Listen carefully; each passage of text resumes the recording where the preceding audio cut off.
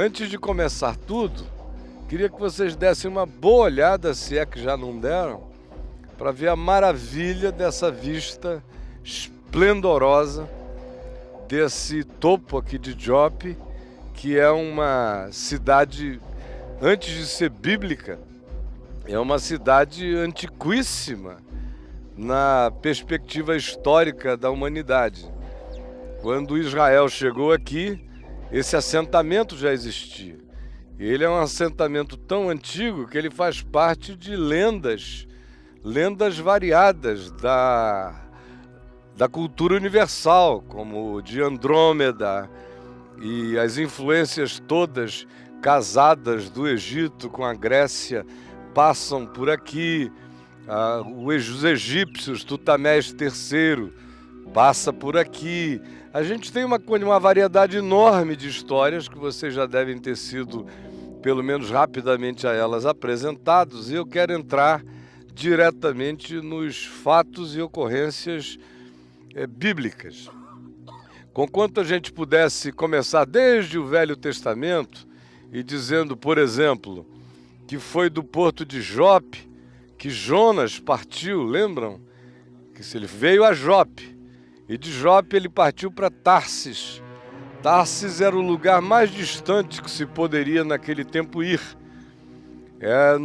Na Espanha, no litoral espanhol. Hoje em dia, para nós, num cruzeiro, a gente faz essa viagem saborosamente. De avião, ela leva algumas horas.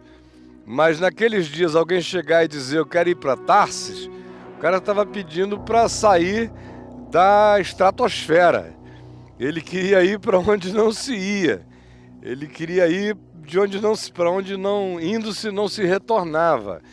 De modo que também não é o caso da gente falar aqui um pouco mais sobre o Jonas, até pelo aperto do tempo. Eu quero me concentrar especificamente no livro de Atos dos Apóstolos, do capítulo 10 em diante, quando se diz que depois da perseguição de Estevão, que é narrada no capítulo 8, até a perseguição de Estevão, aqueles que tinham recebido de Jesus, os apóstolos, a incumbência de pregarem em Jerusalém, na Judéia, à volta, na Samaria e dali até os confins da terra, quando o Pentecoste aconteceu e houve aquela ebuliência comunitária no meio deles, eles passaram a viver uma experiência comunal. Tudo que eles tinham lhes era comum, ajuntavam todos os seus bens e pertences e dividiam entre todos. Os apóstolos faziam a gestão daquelas coisas, até que o grupo cresceu tanto que começou a haver problemas entre as viúvas dos judeus e as viúvas de cultura grega helenizada, mas que também tinham se convertido porque habitavam o ambiente de Jerusalém. É por causa desse impasse de gestão que os diáconos são eleitos. Diácono significa garçom, aquele que serve à mesa, aquele que cuida desse ofício. Então era para essa finalidade que eles separaram 7 diáconos, dentre eles Estevão. No entanto, para ser garçom, na fraternidade do amor, o indivíduo não podia apenas manejar bem pão, comida e bebida. A qualificação não diz que tenha feito curso no Senac, que carregue bem uma bandeja. Não, que sejam homens bons, cheios de fé e do Espírito Santo. E dentre eles, os eleitos, surgiu um que cresceu, não como alguém que apenas servia as mesas, mas que servia o pão da graça, o pão da vida, que foi Estevão. E ele pregava com tanta veemência e com tanto ardor, que veio a se tornar notória e pública a presença dele. E tamanha foi a sua veemência que isso desembocou numa ação de apedrejamento dele à porta da cidade, onde a gente vê a menção de Saulo pela primeira vez. Paulo, ainda chamado de Saulo, que era quem guardava as roupas, como hoje aqui estão guardando as minhas roupas. O pessoal, para apedrejar, tirava as roupas de cima. Tinha toda uma coisa de eu não vou me sujar fazendo isso, deixa a roupa que eu uso por cima ficar aqui, ó, segura para mim que eu vou mandar pedra nele. E aí Paulo disse, podem deixar as roupas comigo. E ele guardou as roupas e assistiu ao apedrejamento de Estevão. Ora, o apedrejamento de Estevão deflagrou ânimos que estavam guardados no coração da liderança do templo e das autoridades religiosas. O desconforto que eles vinham tendo com os apóstolos já era grande. No capítulo 2 a gente vê, capítulo 3, prisões, capítulo 4, capítulo 5, outra vez prisão. Aí há um período de um certo relaxamento convencional naquela relação, até que Estevão aparece como esse incômodo súbito, de repente. Por tal incômodo vem o seu apedrejamento e pelo seu apedrejamento exacerba-se o espírito persecutório. E o texto de Atos 8 diz que os dispersos foram e começaram a pregar a palavra fora de Jerusalém. O que Jesus tinha dito que deveria ter sido feito, com aquele derramado Espírito Santo e com a experiência comunal, eles pararam de fazer. Porque a coisa mais simples que tem é a gente cair naquela acomodação do aqui tá bom, como é gostoso, eu te amo, meu irmão, aleluia, vamos ficar juntos, vamos cantar juntos, é bom estar com você, é bom orar com você. A gente vai chuchando a espiritualidade com uma rapidez enorme. Aí o texto de Atos 8, que na nossa tradução diz os dispersos, no grego, literalmente se diz os semeados.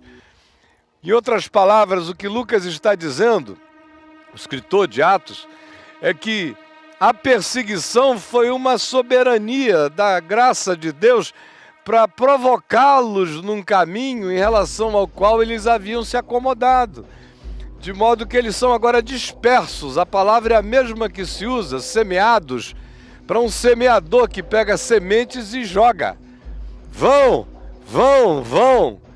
Estevão teve esse papel de provocar a semeadura do que estava guardado no celeiro, o sal no saleiro e não na terra, não na influência da vida.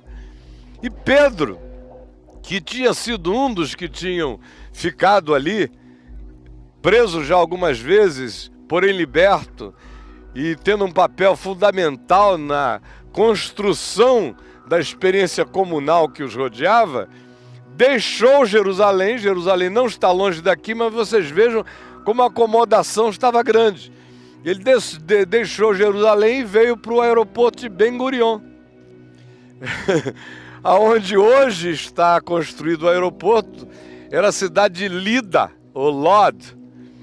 E lá em Lida, quando ele chegou, exatamente onde o aeroporto Ben Gurion está construído, ele viu um homem paralítico há 8 anos, que não andava, chamado Enéas.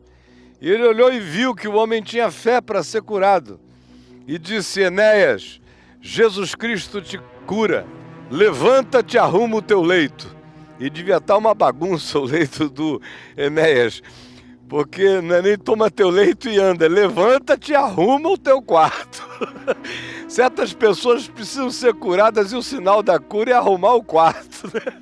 Arrumar a cama. Levanta e arruma o teu leito. E essa notícia diz que correu por toda a Lida, chegou até aqui a Jope, a distância do aeroporto Ben Gurion para cá, e chegou à região de Saron, que nós vamos passar por ela na direção da Cesareia Marítima. As comunidades do lugar ouviram e ficaram impactadas, começou a atrair gente. Aí mesmo, nessa situação, Pedro continua pregando a palavra e se ouve dizer que ele está em Lida anunciando, e havia uma irmã chamada Tabita, que a gente conhece mais nas igrejas brasileiras pelo nome de Dorcas, porque Tabita nem sempre é muito comum em português, né? Então a Dorcas prevaleceu na sua transliteração, e que era uma mulher generosa, que fazia bem a todo mundo, que fazia artefatos e costurava mantos, roupas para os pobres, abrigos variados que ela podia prover, ela fazia tal provisão. E como ela veio a falecer, sabendo eles que Pedro estava próximo, mandaram chamar. E aí vocês vejam como existia dentro deles a noção, a ideia de que alguma coisa poderia acontecer para além da morte. Eles tinham tanta certeza de que aqueles homens estavam vinculados a Jesus, e Jesus era aquele que ressuscitara Lázaro e que ressuscitara outros, e as histórias já corriam, que eles mandaram imediatamente chamar a Pedro. Depois da cura de Enéas, foram a Lode, Lida, e trouxeram a Pedro. E quando Pedro entrou, viu todas as mulheres chorando, mostraram as coisinhas que ela fazia. É uma narrativa meio meiga, assim, de mulher para mulher, que ele vai entrando e as senhorinhas dizendo: olha só, esse aventalzinho ela fez, olha o tipo de coisa que ela fazia para dar para todo mundo aqui recebia esse benefício, olha as roupinhas, olha as coisas para as crianças pobres. Foram mostrando o bazarzinho de Tabita para Pedro, até que levaram-no aonde o corpo dela jazia. E ele, tomando-a pela mão, disse: levanta em nome de Jesus. E ela pôs-se em pé, e essa história então correu para todo lado, de Jope a Lida, a Saron, se espalhou, chegou isso ao conhecimento de pessoas em lugares mais distantes. Aí pediram a Pedro que permanecesse aqui, à beira-mar, o que hoje é um permanecer caríssimo, não é?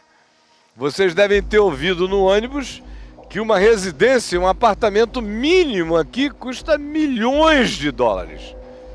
Caríssimo. Naquele tempo não. Tinha um homem lá embaixo chamado Simão Curtidor, que trabalhava curtindo couro e também, como todo mundo à volta, dependiam fundamentalmente da pesca. E Pedro permaneceu na casa dele. A visão que Pedro teve uma cenografia melhor do que a nossa, porque nós estamos distantes do mar. Vocês viram lá embaixo como ele estava bem juntinho da água. E se diz que ele estava na casa daquele irmão, onde ele entrava, saía, pregava, voltava, mas naquele dia específico estavam preparando uma comida para ele, e ele tirara o dia, aquela manhã inteira para orar.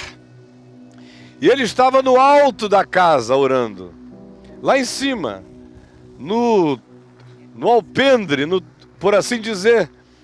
Ele está quieto, o cheiro da comida está subindo de baixo. Era por volta do meio-dia já, e o cheirinho da comida subindo, e ele em jejum e oração. Vocês vejam como a psicologia do momento se casa profundamente com a existencialidade dos sentimentos e da revelação de Deus para o coração humano. Frequentemente a revelação de Deus viaja na ambiência, e triste é daquele que não se mantém sensível e aberto o tempo todo para perceber as vozes de Deus na ambiência.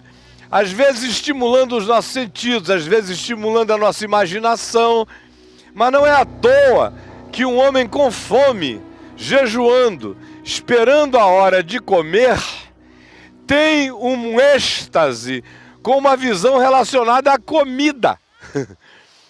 Tudo a ver com a hora, com o momento e com a circunstância, e Deus aplicando a mensagem dele ao coração de Pedro, usando, número 1, a necessidade orgânica dele de comida, número 2, a ambiência carregada dos odores do alimento que estava sendo feito, e terceiro, o aplicativo disso àquilo que Deus estava preparando, ou seja, internalizar aquela igreja que estava se transformando num fim em si mesmo, numa comunidade que tivesse missão, que tivesse propósito, que tivesse significado missional. É nesse contexto que Pedro diz que ele contemplou numa visão um objeto, com toda a sorte de quadrúpedes. Quadrúpedes, amigos, vai de cavalo, jumento, você imagina o que ele não viu? Era um aras que baixou, ele olhou aquilo ali, era quase uma nave-mãe, um negócio assim. Um zoológico celestial desceu na cara dele, cheio de bicho.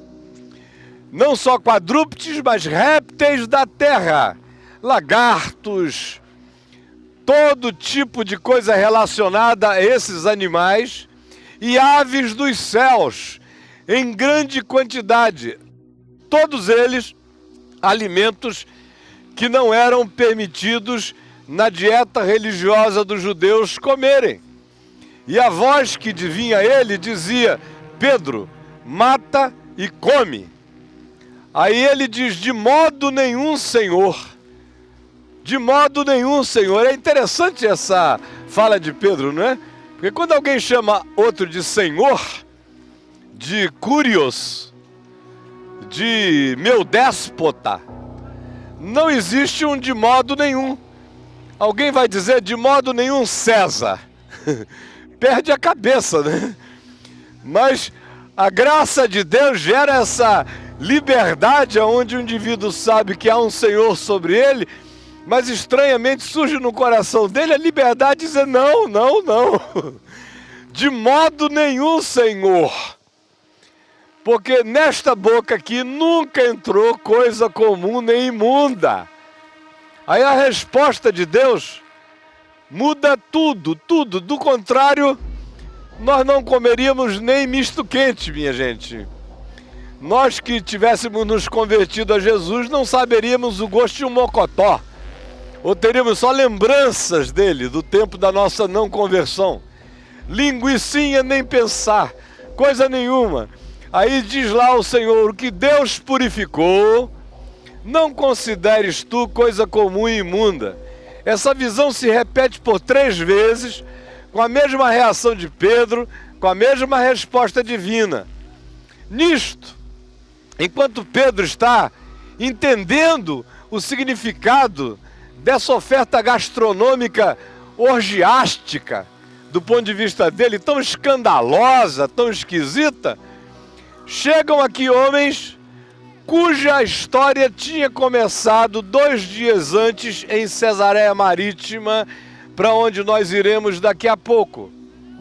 É a visão que um homem chamado Cornélio, piedoso, temente a Deus, que adorava o Deus único, vivo e verdadeiro, embora não fosse ele judeu, era romano, mas se tornara um homem de oração, de boas obras, de solidariedade, de piedade, e que tem uma visão de um anjo que vem a ele e diz: olha, Cornélio, as tuas orações e as tuas esmolas subiram para diante de Deus, e eu vim para te dizer que tu chames, mande chamar, entre aqueles que te servem, tu envies até a Jope, a beira-mar, na casa de um homem chamado Simão, o curtidor, por um outro homem chamado Simão, também conhecido como Pedro, porque ele tem palavras de vida para ti.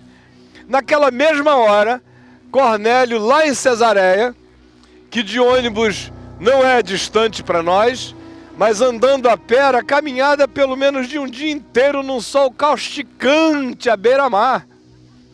Enviou 2 dos seus homens que viessem até aqui, e os homens já chegaram no dia seguinte, e Pedro ainda está elocubrando. Que negócio foi aquele? Que visão mais doida foi aquela? Aquele lençol com cavalo egípcio, com jumento, com lizards, com todo tipo de répteis, com aves estranhas, esquisitas, mandando fazer guisado, comida daquilo. O que Deus quer comigo? O que Deus purificou, não consideres como imundo. O que é que tu estás falando comigo? Nisto, batem a porta. E aí, a dona da casa abre. E perguntam, escuta, aqui é a casa de um homem chamado Seu Simão, curtidor? Ela disse, está hospedado aqui um outro Simão chamado Pedro. Ah, está lá esse morando. Pois é com ele que nós viemos falar. Aí Pedro imediatamente conectou as coisas, mandou que os homens entrassem e eles explicaram o que era. E Pedro disse, então vamos. Pegou 6 irmãos da região e os fez acompanhá-lo até a Cesareia Marítima. Mais um dia de viagem, de modo que eles chegaram na casa de Cornélio já no dia seguinte, às 3 horas da tarde. E o Cornélio, quando recebeu emissários, porque naquele tempo um homem de poder como Cornélio, antes de que a comitiva chegasse, a notícia já chegava. Já tinha aqueles que se adiantavam no caminho, já está vindo aí, estão vindo aí, estão chegando. Deu tempo de Cornélio reunir toda a parentela dele e todos os amigos em casa. E Pedro chegou, entrou e foi fazendo uma explicação que depois, certamente, acerca dela, ele ficaria até envergonhado. Porque é uma explicaçãozinha desnecessária, mas ele faz. Ele começa dizendo, vós, irmãos, bem sabeis que para um judeu como eu, não é lícito aproximar-se e nem entrar na casa ou ter contato com alguém de uma outra raça. Eu, porém, ontem, na casa de Simão, o curtidor, tive uma visão e narrou pormenorizadamente a mesma história que já está antes contada, e Lucas faz questão de repeti-la nos detalhes. E aí ele inicia falando de Jesus, que andou por toda parte, fez o bem a todos, como as autoridades não identificaram nele o Messias profetizado no Antigo Testamento, e agindo com um coração endurecido e invejoso, sem saberem, cumpriam as profecias quando o mataram. E quando ele está dizendo isso, o Espírito Santo interrompe a mensagem. E isso é que é maravilhoso, é uma oração que eu faço todo o tempo, é Senhor, não deixa eu acabar de pregar. Porque é maravilhoso quando o Espírito Santo se derrama e você não consegue terminar de pregar. Como algumas vezes na minha vida aconteceu. No meio de uma pregação haver um derrame tão grande do Espírito Santo de eu dizer, bom, chega. Continuar falando é atrapalhar o processo, é lutar contra o fluxo, acabou aqui. Porque qual é o objetivo de qualquer pregação, se não gerar a fé, que produza no coração a intensidade de fervor, que aproxime as pessoas de Deus e que as encha da consciência do amor de Deus no coração? Aí o Espírito se derrama sobre eles, ninguém tinha sido doutrinado sobre falar em línguas, nem sobre profetizar. Olha que quando é genuíno, é genuíno. Quando é de Deus, não tem cursilho preparatório para receber o Espírito Santo. Onde quer que ofereçam a vocês um curso sobre o Espírito Santo, não vão lá. Eu estou te pedindo a vocês, em nome de Jesus. Porque onde Deus quer se derramar, Ele se derrama e não precisa de instruções prévias. Deus é Deus. O Deus que precisa ser ensinado no modus operandi dele, já foi corrompido na cabeça da gente no processo. Enquanto Pedro está falando, o Espírito se derrama e eles falam em línguas e profetizam e Pedro fica embasbacado. Aí ele tem um segundo conflito. O pessoal olha em volta para ele e diz, Pedro, aquele mesmo pessoal que tinha falado em línguas em Jerusalém, que tinha tido a experiência do dia de Pentecoste, ficam olhando, pensando, poxa, a gente pensou que isso era uma coisa para nós, judeus, dentre os judeus, para nós, judeus de Jesus. A cabeça humana é um negócio desgraçadamente mesquinho e apequenante. Assim, no máximo, judeus, dentre os judeus, judeus crentes, dentre os crentes, os que andaram com Jesus. E agora? Está aí um centurião romano, sem pedigree, sem absolutamente nada, um vira-lata do ponto de vista da percepção religiosa, falando em línguas e profetizando como nós no princípio. Receberam o mesmo dom, porque é graça, favor imerecido, tanto imerecido por judeus quanto imerecido por gregos, bárbaros, citas, brasileiros e qualquer outra etnia. Pela graça sois salvos, pela graça sois santificados, pela graça sois justificados, na graça sois batizados no corpo de Cristo, como Paulo viria a dizer, e a todos nós foi dado beber de um só Espírito, e a todos nós que cremos fomos batizados no mesmo corpo, sem distinção. Aí Pedro faz a pergunta lógica, escuta, a gente pode negar o batismo para esses que já receberam o Espírito Santo? Porque uma coisa Pedro tinha entendido, que o batismo com água, ou em água, ou como vocês queiram, é uma simbolização externa, é um testemunho da fé para homens, e é no máximo uma ressignificação psicológica para o indivíduo, que teve aquela operação no coração, mas que é feito de carne, de sangue, de sensorialidades e vive de expressões físico-relacionais no mundo dos humanos. Esse é o papel do batismo. É uma confissão pública, histórica, é uma introjeção psicológica de algo que já está plantado em nós, mas que em si não realiza milagre nenhum, a menos que o milagre tenha precedido o batismo. Batismos com água ou em água que não foram precedidos pelo derramar do Espírito Santo não batizam ninguém. É apenas lavagem com mais água ou lavagem com menos água. Totalmente dispensável. Aquele ladrão ou malfeitor que morria ao lado de Jesus na cruz não foi batizado nem com uma cuspidela divina para o lado, eu já lhes disse isso. E Jesus disse, hoje mesmo estarás comigo no paraíso. Então aqui também acaba essa hipertrofia batismal, que nada mais é do que um paganismo religioso, transformar o batismo num ato salvífico.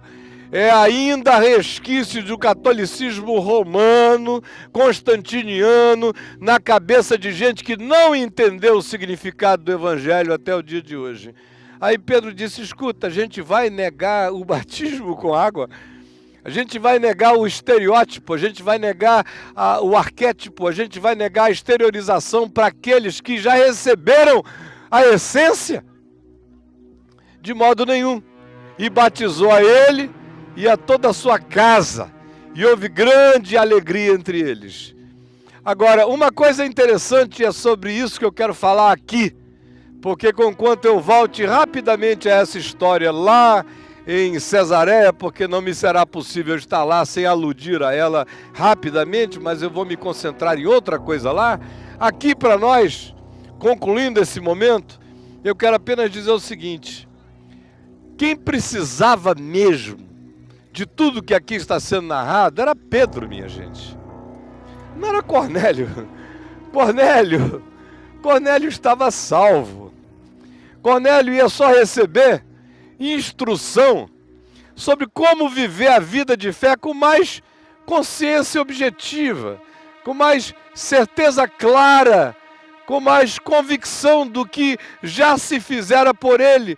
Cornélio iria ser pacificado na perspectiva de que ele aprenderia que o Cordeiro de Deus já tinha sido imolado de uma vez para sempre. Na realidade, já tinha sido imolado desde antes da fundação do mundo. Cornélio iria aprender que visitas dele a Jerusalém agora eram como as nossas, de natureza turístico-espiritual, mas não eram peregrinações salvíficas. Não há nada sagrado em Jerusalém para nós e nem em outro lugar, como Jesus disse à mulher de Samaria, moradora de Siquém, hoje na Cisjordânia, que diz: Senhor, aonde é o lugar onde se deve adorar? Nossos pais dizem que é neste monte Gerizim que está aqui. Já vocês dizem que é em Jerusalém. Aonde é? E Jesus disse: mulher, em verdade eu te digo que vem a hora, e já chegou, já é a escatologia cumprida e realizada para sempre, em que os verdadeiros adoradores não adorarão a Deus nem aqui, nem em Jerusalém. Aqueles que Deus busca para seus adoradores o adoram aqui, na existencialidade, no coração, em espírito e em verdade. E aqui vale a pena, para quem nunca me ouviu dizer isso antes, fazer uma distinção fundamental entre o sagrado e o santo. Sagrado é um fenômeno humano. Santo é algo que Deus faz. De modo que o sagrado o homem faz, o santo é. Só Deus santifica, o homem não santifica, o homem sacraliza coisas. Então Jerusalém é uma cidade sagrada. Como ela pode ser santa com tanta morte, com tanto ódio, com tanta divisão, com tanta disputa? Essa é uma disputa pelo domínio do sagrado. Porque se fossem mentes santas, não tinha ninguém brigando com ninguém. É tão simples de entender. Paulo diz, escrevendo aos Gálatas, no capítulo 4, que a Jerusalém de hoje não gera para a vida, gera para a escravidão, como cidade, como lugar sagrado. Paulo já dizia isso no ano 60, 10 anos antes da Jerusalém daqueles dias ter sido derribada. Imagine se Paulo chegasse hoje aqui, o que ele não diria? Senão que aquilo virou um centro de convulsão, de escravidão e de angústia por causa do culto ao sagrado. O culto ao sagrado ainda vai acabar com o planeta Terra. Vocês podem ter certeza. A exacerbação do sagrado é um dos elementos mais conturbadores da humanidade. A gente tem guerras todos os dias por fatores de natureza econômica, política, mas você pode colocar sobre tudo isso o papel fundamental das disputas pelo sagrado ou dos pretextos do sagrado, reivindicando coisas, separando os homens. Pois bem, quem precisava daquilo tudo era Pedro. Cornélio, foi simples para Cornélio, um anjo chegou, não foi um lençol não. Se fosse um anjo que chegasse para Pedro e dissesse: Pedro, daqui para frente, você fica aberto para receber gente diferente, esquisita, de todo modo, porque Deus está chamando. Pedro ia dizer: eu não sei não, qual é teu nome? Em nome de Jesus te revela. Será que eu estou discernindo bem esse espírito? Pedro é que precisava daquele cerimonial. Pedro é que precisava daquela reflexão. Pedro é que precisava daquela introjeção. Cornélio era fácil, era simples. Para Cornélio, o evangelho chegava como um adendo que fazia agora com que o espírito dele piedoso ganhasse a certeza de quem ele adorava e da liberdade no espírito que o evangelho trazia a ele. Agora, Pedro estava escravizado. Escravizado a Jerusalém, escravizado à igreja de Jerusalém, escravizado ao comunitarismo de Jerusalém, escravizado àquele sentimento de aura apostólica que reinava já em Jerusalém em torno dele, de Tiago e de alguns outros. Tanto é que na sequência isso vai sendo desmontado, não é? Pedro é tirado de lá, Tiago, irmão de João, logo depois é decapitado. Essa aura vai sendo quebrada, porque tinha um adensamento que era prejudicial. Aonde quer que você tenha figuras muito fortes, a tendência é que pessoas à volta comecem a constelar e cada uma apenas ficando em estado de admiração contemplativa, passiva e omissa. Você tira determinados indivíduos, geralmente os dons afloram. Enquanto algum que tem uma proliferação de dons está adiante, todo mundo só senta e diz, não, se ele não falar, ninguém ouve, se ele não abrir a boca, a revelação não vem, se ele não chegar, a coisa não acontece, até que aquele indivíduo é tirado e os dons afloram e brotam.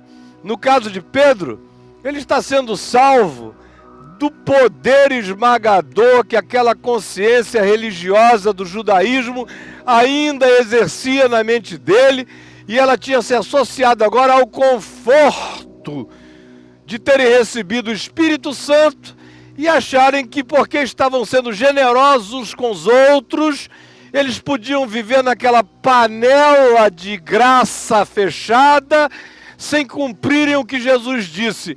Vocês vão receber dunamis, poder, é para pregarem aqui em Jerusalém, na Judéia, na Samaria, até os confins da terra, aonde quer que haja mundo, aonde quer que haja homem, aonde quer que haja ser humano. Então, olhe para você hoje e se pergunte o quanto que aquilo que um dia foi evangelho para você ficou amuralhado.